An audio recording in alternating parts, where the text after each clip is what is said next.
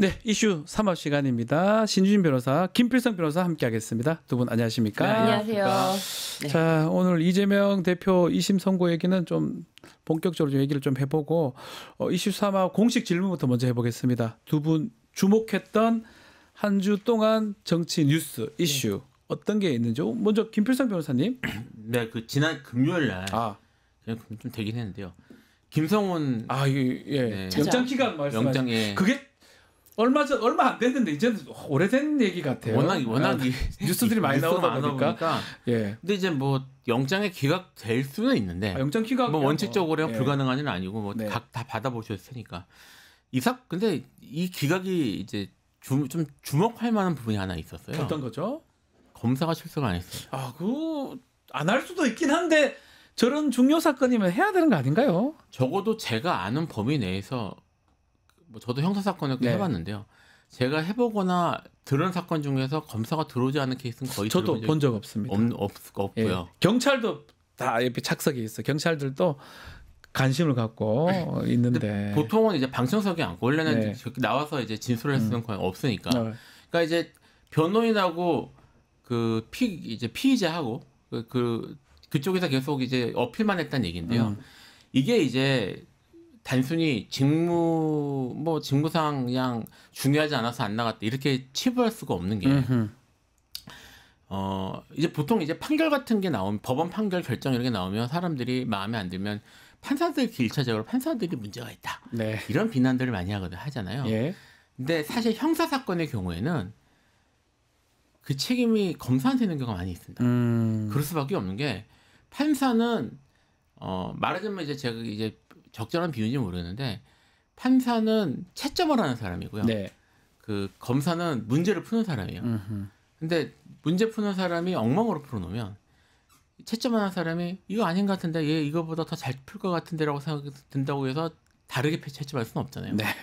그러니까 처음에 이제 답안지를 만들어서 내는 사람이 잘 내야 되는데 이게 이제 사법부의 특징 아니겠습니까? 사법 시스템이라는 것이 갖고 있는 본質적 특징인데 검사가 기소나 또는 뭐 그런 증거 관계나 권리 구성을 엉망으로 해서 내면 판사가 극복할 수 있는 방법이 없어요. 근데 이 케이스 같은 경우는 물론 어느 쪽에 문제가 있었는지를 판단하기는 어렵지만 검사가 안 나갈 정도였어요. 최소한 나가긴 했었어야 되는 거 아니냐. 네, 그러니까 이 사건의 중대성이나 이런 걸 생각을 하면 검사가 나가서 태업을 하더라도 쉽게 하더라도 적어도 겉으로는 나가는 척이라도 했어야 되는 것 같은데 이렇게 대놓고 배를 쨌다면 과연 영장 청구가 제대로 됐을까? 뭐 영장 청구의 기재 사실 이런 것들은 원래는 그건 공표하기 못하도록 돼 있으니까 그거 되긴 하지만 그래도 뭐 기자들이 거기까지는 알아볼 수 있는데 중요한 건 첨부해서 뭐 중요 증거들이나 이런 것들이 나가잖아요. 뭐 영장 단계에서 나갈 수밖에 없으니까 그런 것들은 제대로 안 됐을 가능성 이런 것들이 있을 것 같습니다. 그래서 이게 검사가 작정하고 이거를 불구속시키려고 묻었다는 중요한 정황이라는 생각이 들어요. 저는 또 이런 생각도 들어요. 재판도 이런 거 가능한 거 아니냐. 물론 대충 하면 되죠.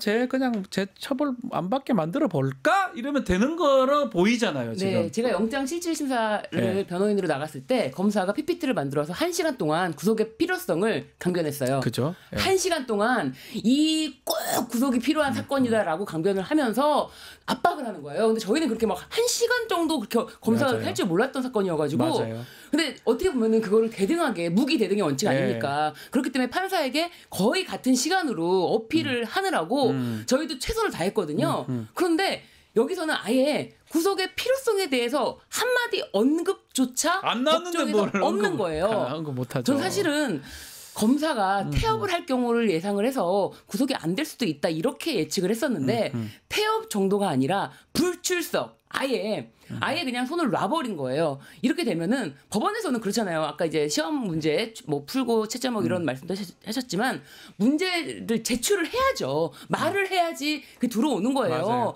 근데 변호인만 막 규정창 얘기하는데 변호인 말밖에 안 들리는 거예요. 그렇죠. 그렇기도 하고 아무리 기록이 있다고 하더라도 그리고 이게 검사가 구속의 의지가 없구나. 그 영장을 내준들 그렇죠. 구속의 의지가 없다라는 걸 아예 온몸으로 보여주는 사건이었고 이거는 전적 실질적으로 검찰이 김성원에 대해서만큼은 절대 수사를 하지 않겠다라는 그런 의지를 확고하게 보여줬다. 저는 그렇게 보여집니다. 뭐 다들 알겠지만 뭐 저 세 명 다 우리 변호사 활동을 하기 때문에 실제로 검사가 안 나온 경우는 없어요. 아주 확실한 저는 본 적이 없습니다. 네. 뭐 모르겠어요. 아주 말 그대로 이런 잡범쯤 되는 그래서 한 번에 그래도 출석하죠. 그래도 안 한 적은 저도 거의 있는데 영장 심사할 때 뭐 통상 오죠. 오고 또 방청석에 경찰들도 다 앉아 있고 뭐 왜냐하면 그분들은 구속이 반드시 필요한 사람들이거든요. 그렇죠. 뭐 변호하는 입장에서는 반드시 빼야 될 입장이니까 그게 그 자리에서도 뭐 아시겠지만 영장실질심사가 재판 절차처럼 진행되진 않지만 정말 많은 얘기들 오갑니다. 오히려 그 절차를 안 지켜도 되니까 더 많은 얘기를 판사님한테 어필도 하고 그러니까요. 쌍방이 어필을 하는 모습인데 그런 게 없었다는 거잖아요. 오죽하면 검사가 PPT를 만들어서 1시간 동안. 그러니까요. 누가 봐도 이해할 수 없는 결국은 영장 3번 반려 그거랑 맥이 다 있는 게 아니냐. 검찰 이런 것 때문에 더 의심스럽다. 이 생각이 또 듭니다. 자, 우리 신유진 변호사가 가지고 온 정치권 뉴스 어떤 게 있을까요? 정계선 헌법재판관에 대해서 그거들이 여기를 1인 시라는 명목으로 이 주거지에 가서 지금 굉장히 위협을 느낄 수 있는 수준의 지금 발언들을 쏟아내면서 거기 주민들조차도 지금 불안해하고 너무 무섭다. 지금 성조기를 뭐 두르고 태극기를 두른 사람들이 와가지고 저러는데 너무 무섭다라고 해요. 그런데 이게 1인 시위라고 해서 절대 막을 수가 없는 것이 아니거든요. 이게 뭐냐면은 스토킹 처벌법이 2021년에 이제 제정이 됐습니다. 그리고 스토킹 처벌법에 의하면은 의사에 반해서 불안감 또는 공포감을 조성하는 행위. 그런데 그 행위 중에는 주거지 등에서 지켜보는 행위, 기다리는 행위, 아무 말도 안 해도 거기 존재하는 것만으로도 이 스토킹 처벌법의 스토킹 행위에 포함이 됩니다. 그렇죠. 그렇다면 그 앞에서 막 소리치고 막 얘기하면서 하는 것들이 과연 1인 시위라는 명목으로 아무 조치도 못할 것이냐? 아니거든요. 경찰은 적극적으로 신변 보호를 하겠다 하면은 이 행위에 대해서 반드시 조치를 취해야 되거든요. 주거지뿐만 아니라 직장, 그러니까 헌재 앞에서 하는 행위도 마찬가지입니다. 그렇기 때문에 지금 경찰이 1인 시위네 하면서 뭐 손 놓고 있고 그냥 순찰만 하고 있다? 이것도 제대로 지금 신변 보호를 하는 것이 아니다. 명확하게 법에 나와 있는 것을 대해서 조치를 하지 않고 손을 놓고 있는 행위다. 이렇게 볼 수 있습니다. 문영배 재판관한테 하더만 이제 또 정계선 재판관으로 옮겨서 저걸 하고 있는데 공권력의 도전을 가만 놔두고 있다. 이 모습은 좀 맞지 않는 것 같거든요. 가만 놔두고 있는 정도가 아니죠. 얼마 전에 저기 유튜버 중에 하나가 그 현재 소장을 이제 하겠다고 뭐 가해를 가하겠다고 얘기했던 유튜버가 석방됐잖아요. 불구속돼 버렸어요. 그러니까 검찰이 풀어줬거든요. 지금 공권력이 대놓고 그렇게 해도 된다라고 메시지를 주는 거예요. 이거는 지금 검찰이 아까도 뭐 제가 김성원 얘기도 했지만 지금 적어도 이번 정권 관련된 이 일련의 사건들에서 특히 최근 들어서는 검찰이 그냥 뭐 어차피 정권이 이런 상태에서 정권이 바뀌면은 자기들에게 물러설 곳이 없다는 생각을 하는 건지 이제 아무런 거리낌 없이 그냥 그렇게 하는 것 같은 느낌입니다. 결국 우리 친위 쿠데타를 한 거예요. 윤석열이. 친위 쿠데타는 권력 정점에서 일으키는 쿠데타입니다. 친위 쿠데타인데 일반적인 쿠데타가 잘했다는 거 절대 아니에요. 전두환이나 박정희 친위가 아니잖아요. 자기들이 정권을 전복시키고 잡은 거잖아요. 그러면 기존 세력들하고 대치 상태인데 이거는 친위 쿠데타이기 때문에 기존 세력들이 그 자리에 그대로 있어요. 특히 검찰 지금 보면 이런 행동들 하는 거 보면 거의 한패 아니었냐. 그리고 빠져나가려고 저러는 거 아니냐. 이 생각이 들 정도거든요, 사실은. 그렇죠. 김성원 하면 비아폰이고 비아폰 하면은 비아폰이 누구한테 갔는지 검찰에게는 분명히 갔다. 이렇게밖에 생각할 수가 없습니다. 제가 이 방송에서 얘기했던 것 같은데요. 제가 며칠 전에 찾아봤으니까 날짜를 다시 기억합니다. 지난 2월 14일 날. 이 뉴스타파에서 수거 대상에 대한 기사가 나온 뉴스타파에서만 얘기했는데 그 수거 대상 문제 오성환 수첩의 수거 대상이 문제되지 않았습니까? 기억하시는 분들이 계실 수도 있는데 제가 이 방송에서 얘기했던 걸로 기억을 해서 수거 대상을 수거를 하면 그거를 뭐 어쨌든 범죄로 처리하든 뭘로 처리하든 수거를 했으니 수사를 해야 되지 않겠고 수사 2단이니 이런 거 있잖아요. 수사 2단. 예, 네. 그 노상원 수첩의 수사 2단 이거를 이 수사단을 이끄는 주체가 서울중앙지검이었습니다. 여기 하긴 여기서 했던 얘기인데 중앙지검이 그걸 한다고요? 예, 뉴스타파에 있습니다. 뉴스타파 노상원 뉴스타파에서만 말씀하셨어요. 네, 후속 보도가 없는데요. 중앙지검인데 그 안에 밑에 사람들까지 나왔었습니까? 사람은 아니고 안 나왔죠. 그러니까 지금 깊이 기재가 됐었다. 네, 근데 중앙지검이 거기에 기재됐다는 의미 이게 아시겠지만 수거 계획이 실제로 가동됐잖아요. 네. 그래서 막 김어준 씨 무슨 사무실 앞에도 가고 사실은 그 국회에 침탈했던 중요 이유 중에 하나가 수거하기 위해서 간 건데. 수거하러 간 건데. 예, 수거해서 왔으면 그 뒤에 받아가지고 처리할 팀이 서울중앙지검을 중심으로 꾸려질 계획이었다면 대기하고 있었다고 봐야 되거든요. 그렇죠. 그렇게 되면 내란 중요 업무에 실제로 깊숙이 관여한 건데 지금 이야기 지금 기억 못 하시는 분들 많잖아요. 후속 그렇게 보도가 나왔음에도 불구하고 노상원 수첩 제시하면서 후속 이게 전혀 안 이루어지고 있습니다. 네, 안 하고 있는 것 같아요. 예. 안 하고 못하죠. 기자들도 못 써요. 네, 기자들도 이거 뭐 서울중앙지검을 상대로 어떤 기사를 써야겠다 이런 생각을 하기가 쉽지가 않습니다.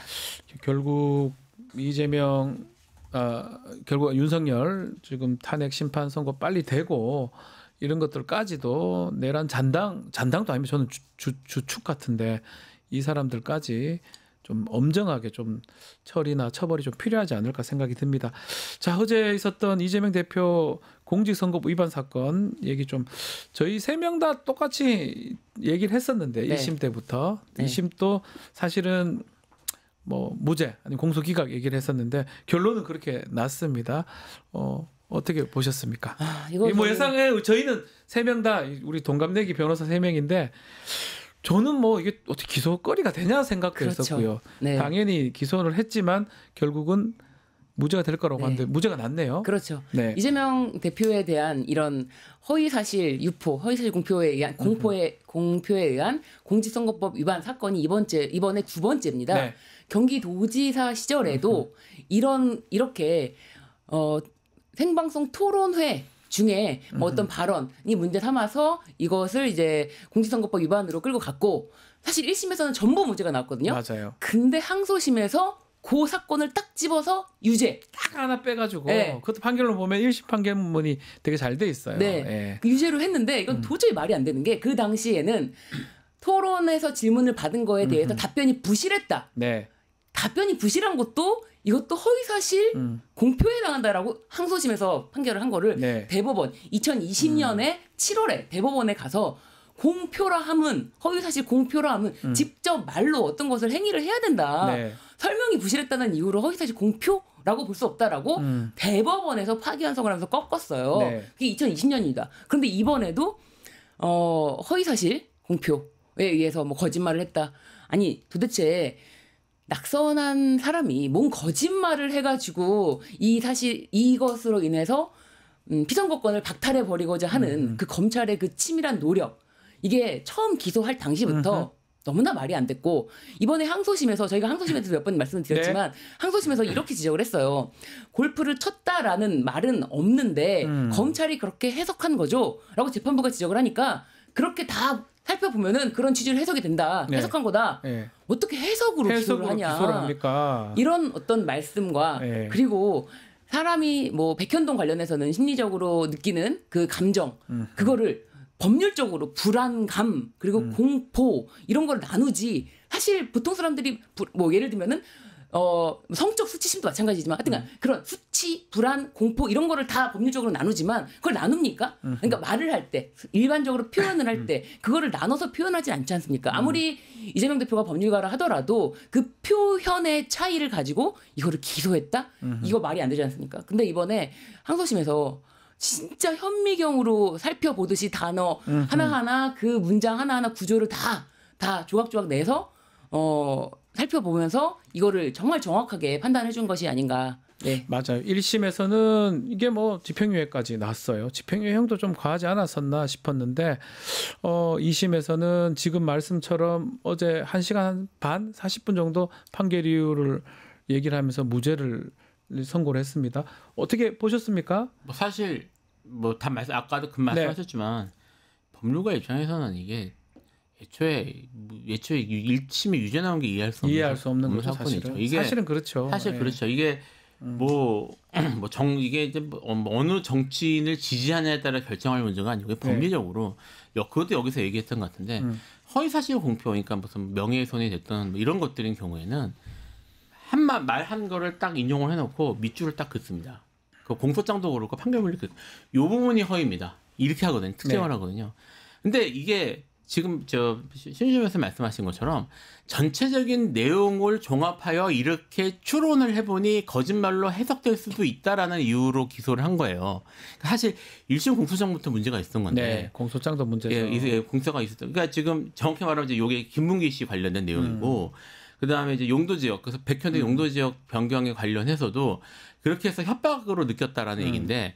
그게 협박 정도에는 미치지 못했다는 이유로 이 기소가 됐는데, 첫 번째 거 같은 경우에는 그게 법리적으로 딱 밑줄을 그은다고 이렇게 표현하거든요. 밑줄을 딱 그을 수 있어야 되는데 그게 안 됐잖아요. 그러니까 사실 법리적으로 기소가 이게 서위사실 적시가 되기가 어렵고, 압박으로 느꼈던, 협박으로 느꼈던 뭔가 푸시가 있었고 거기에 대해서 내가 이렇게 심리적으로 생각했다는 게 사람 머릿속 얘기인데 이걸 허위사실이라고 할 수 있냐, 평가의 문제지. 네. 이게 사실 1심 때부터 문제가 됐던 건데 그걸 다 뭉개고 1심이 무려 징역형의 집행유예를 했던 겁니다. 네. 근데 이 케이스 같은 경우에 지금 요거를 원칙적으로 했어요. 지금 여기에 문제된 워딩이 골프를 친 것처럼 공개했던데 생략이 되고 또 후에 일부를 떼내가지고 보여줬더군요. 조작한 거죠.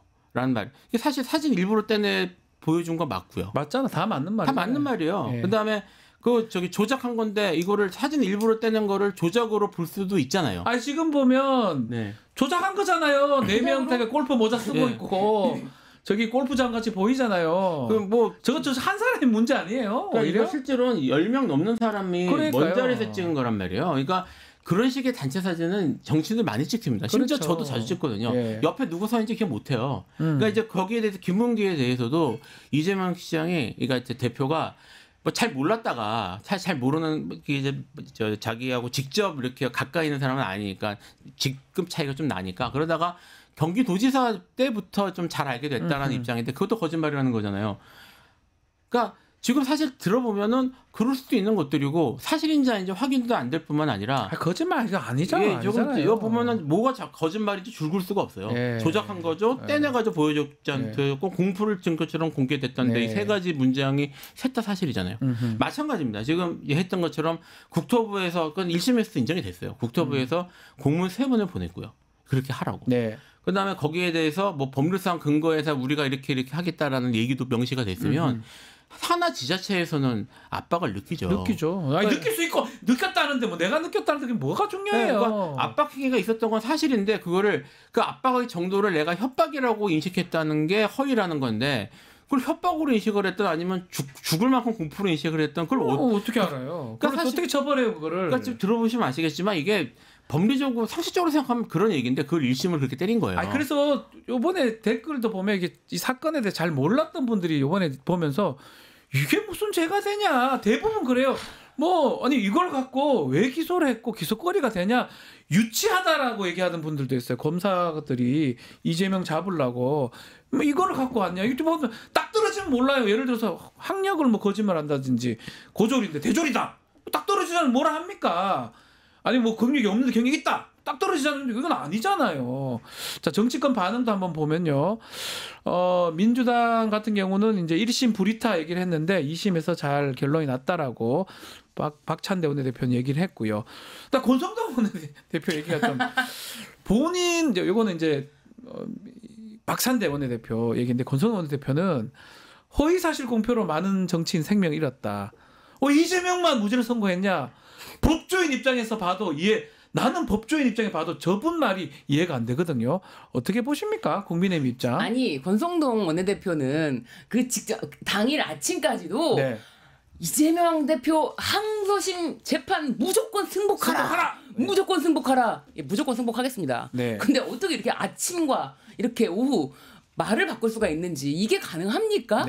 이게 어떻게 사람이라면 이럴 수가 있는지, 정말 저는 법조인 이전에 사람으로서 좀 대하기가 어렵다 그런 생각이 듭니다. 양심이 좀 있어야 될 것 같아요. 저는 이래 따지면 윤석열은 무조건 유죄예요.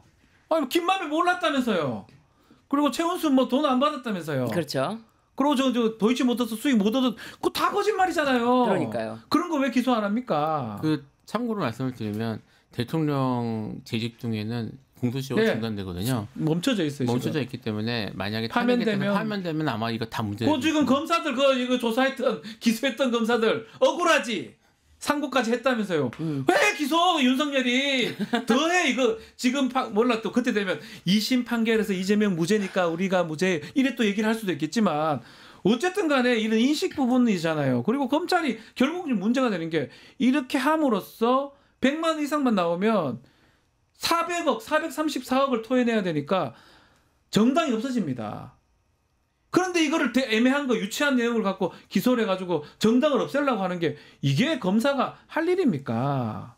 이게 할 일이라고 생각했던 것 같은데. 할 일인가요? 예. 뭐 이렇게 생각했던 것 같아요 이분들은. 네. 그러니까요. 아니야 애초에 뭐 국민의힘 박수영 의원이 이 사진을 그렇게 조작하면서 올렸다. 근데 이 조작이라고 법원에서도 판단을 했지 않습니까? 네. 그렇기 때문에 이런 것에 대한 책임을 짓는 모습을 보여야 되는 건데 오로지 그냥 당리장락적으로만 생각하고 사실 이재명 대표는 지금 재판이 끝나자마자 의성으로 안동으로 바로 산불 때문에 거기가 걱정이 돼서 거기로 바로 현장으로 바로 갔거든요. 네. 정부 여당에서는 뭐 하는지 모르겠습니다. 오로지 이 재판만 보고 자기 페이스북에 뭐라고 올릴지만 생각하지 지금 나라 걱정은 전혀 조금도 이게 과연 여당이 할 짓인가? 이재명 대표만 쳐다보고 앉아있어. 이 사건만 어떻게 될 걸 생각하고 끝까지 이거만 하고 있었는데 또 바로 논평도 마찬가지예요. 대법원에서 2달 안에 결정이 나도 자판을 안 합니다. 무슨 멍청한 얘기를 합니까? 이게 앞으로 어떻게 되는 겁니까? 뭐 이제 그 상고한다고 했으니까 상고 시점 바뀔 가능성도 없다고 보지만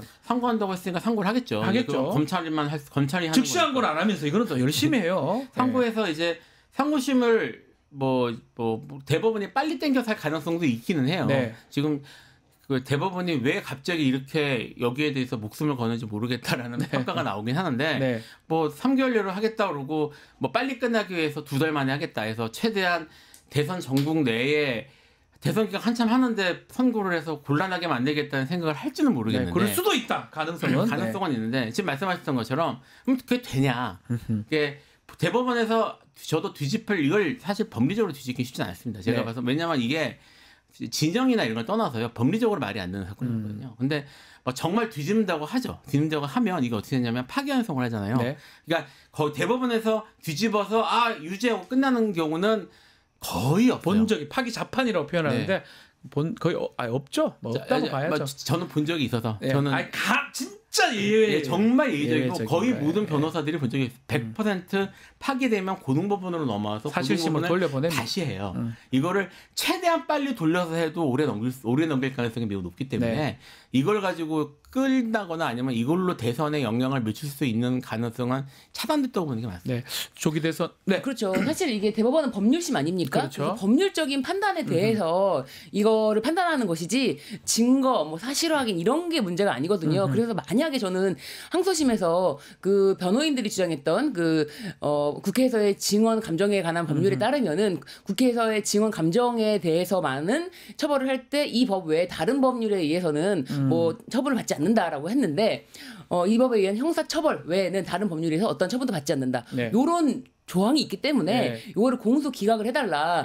공직선거법이 적용될 발언이 아니었다라고 했는데 저는 공소기각 판단을 하지 않고 요거를 직접 판단을 한 게 매우 중요했다. 왜냐하면 대법원에서 이거는 공직선거법 위반 요거 적용해야 돼. 돌려보낼 수 있으니까. 바로 이거는 판단할 수 있거든요. 이건 굉장히 법원에서 쉽게 대법원에서 마음에 안 들면 돌려보낼 수가 있는 파기시킬 수가 있는 부분인데 그런 거 없이 완전 세밀하게 판단을 했고 사실 확정을 정말 꼼꼼하게 했기 때문에 이 사실 확정을 대법원에서 뒤집는 거는 어렵다. 저는 없다고 갈게요. 없어요. 없으니까 그런 거 신경 쓰지 말고 국민의힘은 좀 다른 거 하세요. 이거 하지 말고 이거만 쳐다보고 있으면 어떡합니까? 차라리 산불 끌어가요. 산불 근처로 가요. 이재명 대표 재판 보지 마시고. 제가 진심으로 충고를 드리겠습니다. 이 재판 안 바뀝니다. 바뀔 리도 없고 그럴 될 일이 없으니까 엉뚱한 데 신경 쓰지 마십시오. 자, 중요한 거는 지금 뭐 산불도 산불이지만 탄핵 심판 선고입니다. 이게 오늘까지도 오늘 지금 아직 뭐 출근 안 했으니까요. 공지가 안 되고 있거든요. 선고기일이. 그러면 4월 달로 넘어가는 거 아니냐. 이런 질문들을 제가 3월 초부터 모든 또 우리 23일 시간 맨날 했는데 네. 언제 되는 거예요? 근데 우선 이 질문. 네. 4월 18일에 두 분의 재판관이 임기가 종료가 됩니다. 퇴임하시죠. 예, 예. 네. 그렇게 되면은 이제 어떻게 되는 거냐. 이제 그런 것 때문에 걱정이 너무 많으실 텐데 네. 사실 박근혜 탄핵 심판 사건에서도 이정미 당시 헌법재판소장 대행 재판관이 임기가 2017년 3월 13일까지였습니다. 네. 그래서 이게 과연 임기 안에 이게 끝날 수가 있는 것이냐, 심지어 끝날 수나 있는 것이냐라고 했는데 임기가 3월 13일까지였는데 3월 10일에 맞아요. 3월 10일에 선고를 했습니다. 머리에 막 그거 달고 기억나시죠? 네. 이게 뭐죠? 이거 파마하는 그거? 예. 그루프? 헤어롤. 예, 롤. 그거 아직 국민들 기억하실 겁니다. 그래서 3월 10일에 했다. 그렇기 때문에 사실은 지금 누가 봐도 명백하게 네. 헌재 재판관 중에 누군가는 이것을 기일을 끌고 있지 않은가 이런 추론은 가능합니다. 왜 이럽니까? 헌법재판관이. 예. 이게 헌법재판관들의 지금 구성이 8명인데 8명을 전부 다 한꺼번에 욕을 할 것이 아니라 지금 헌법재판관 평의가 뭐 주심이든 아니면 주심이 아니라 뭐 다른 재판관이라도 이 평의를 계속하고자 한다고 할 때 이거를 종료하고 딱 결심을 할 수 있는 그런 방법이 없다고 지금은 해요. 그렇기 때문에 지금 재판관 1명 또는 뭐 2명, 저는 1명이라고 봅니다. 이 1명이 이렇게 재판 평의를 끌고 있을 때 주심이 이것에 대해서 정리를 하지 못한다면은 저는 주심의 책임이 굉장히 크고 그렇다면은 정영식 주심이에요. 그렇습니다. 그 사람 끌고 있나? 네. 그렇다면은 헌재라고 해서 싸잡아서 왜 이렇게 헌재가 재판을 미루고 있냐? 헌재는 양심이 없다. 뭐 이렇게 할 것은 아니라고 보여지고요. 한둘이가 문제다. 근데 판단이 안 서요 이게? 그게 이제 저 얘기 또 할게요. 이게 어려워요? 전혀 어렵다고 생각하시는 이게 뭐가 어려워요? 이게 이제 말씀하신 그런 구조적 문제가 있긴 있어요. 네. 그러니까 사실 이제 다시 한 말씀을 드리지만 평의 상황이나 이런 것들은 외부로 절대로 공개 안 됩니다. 네. 전부 추측하는 건데 이거를 그러면 그 헌법재판관의 전체가 합심해서 늦추는 거냐 아니면 한두 명이 배를 째서 늦출 수 있는 거냐 이제 이런 네. 거에 대해 배를 째서 늦출 수 있습니다. 방법이 네. 뭐냐면요 의견을 안 내는 거예요. 안 내면 되죠. 가만히 있으면 되죠. 그러니까 가만히 있는 것 같아요. 결국은 톤 들어서 이제 결정합시다. 자 여기 A 안에 환상하시는 분 이거 손을 들어야 되는데 나는 아직 결정 못했어라고 하면 이거를 강요하거나 이렇게 할 수가 없거든요.